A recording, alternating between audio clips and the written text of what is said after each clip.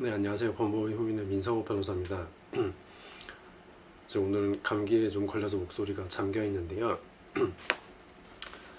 목소리가 잘 안 나옴에도 불구하고 보이스피싱을 당한 피해자가 피해를 보상받을 수 있는 경우에 대해서 말씀을 드리겠습니다.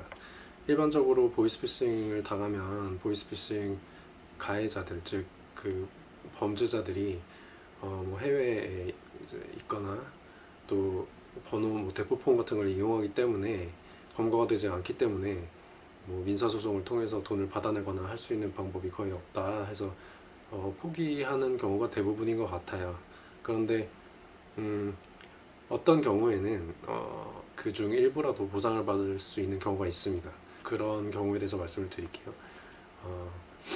즉 보이스피싱의 경우에 일반적으로 조직을 만들고 또 그 범죄 전체를 이제 통괄하는 그런 본범들이 주로 중국이나 해외에서 조직을 갖추고 활동을 하고요.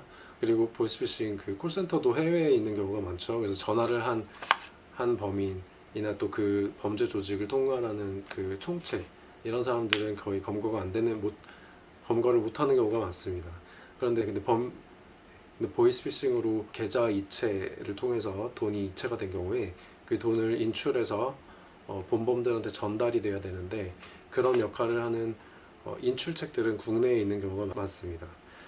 인출책들은 처음에는 그런 보이스피싱인지 몰랐다. 근데 문제는 일반적으로 이제 보이스피싱 범행에 대해서 전 국민이 다 알고 있고 어느 정도 어떤 수법으로 이제 그런 범행이 이루어지는지 알고 있기 때문에 처음에는 모르고 가담을 했다 하더라도 나중에 은행에 가서 계좌에 들어온 돈을 인출을 해서 현금으로 지하철 그 사물함에 넣어 놓는다든지 이런 식으로 돈을 전달을 하는데 그 과정에서 이걸 몰랐다고 주장을 해도 무죄가 나오지는 않고요.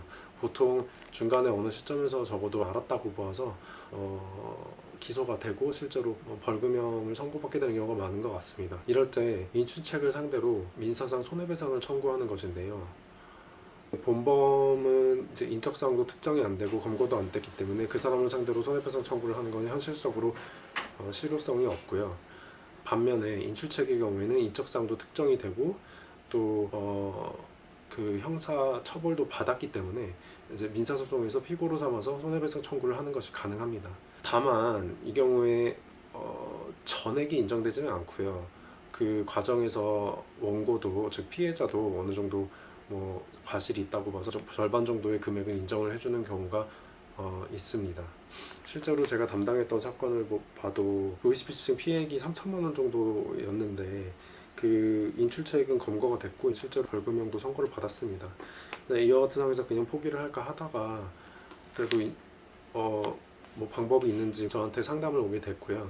그래서 인출책을 상대로 한번 손해배상 청구를 해보자 하게 돼서 손해배상 청구를 했고 그 과정에서 물론 상대방도 여러 가지 주장을 했습니다. 자기는 보이스피싱에 이용됐을 뿐이고 전혀 몰랐다. 보이스피싱으로 들어온 돈인지 모르고 단순히 그냥 인출해서 전달해줬을 뿐이고 나도 피해자다. 즉 불법행위를 한 적이 없고 또 과실도 없다 이렇게 주장을 했었죠. 그리고 오히려 피해자가 보이스피싱을 충분히 의심할 수 있는 상황임에도 불구하고 막연히 돈을 이체하였으므로 손해배상 책임을 질 이유가 없다 이렇게 주장을 했습니다. 그런데 일단 이런 사건의 경우에는 피고 즉 인출책 이미 형사사건에서 유죄 판결을 받았기 때문에 물론 민사사건에서 형사사건의 결과에 완전히 구속되는 것은 아닙니다만 민사소송에서도 그대로 그냥 인정이 되는 경우가 많습니다. 이 사건의 경우에도 이런저런 공방이 오고 가긴 했지만 결국 적어도 피고한테 과실이 있었다. 민법에서는 과실에 의한 불법행위 책임도 고의에 의한 불법행위와 똑같이 취급이 되기 때문에 손해배상 책임이 인정되었습니다. 다만 그 금액은 전액 3천만 원 전액이 아니라 그 절반인 1,500만 원만 인정이 되었는데요. 그래도 전액을 그냥 날렸다고 생각하고 자포자기하고 있었던 의뢰인은 적어도 절반 정도는 보상을 받을 수 있게 돼서 어느 정도는 좀 위안을 받을 수 있었던 그런 케이스였습니다. 만약에 여러분도 보이스피싱 피해를 당했다. 근데 인출책이 검거가 됐고 인출책이 유죄 판결이 나왔다. 그러면 네, 그 인출책을 상대로 민사상 손해배상을 한번 고려해 보시기 바랍니다. 그냥 완전히 포기하지 마시고 한번 변호사 상담을 받아보시기 바랍니다. 네, 이상입니다.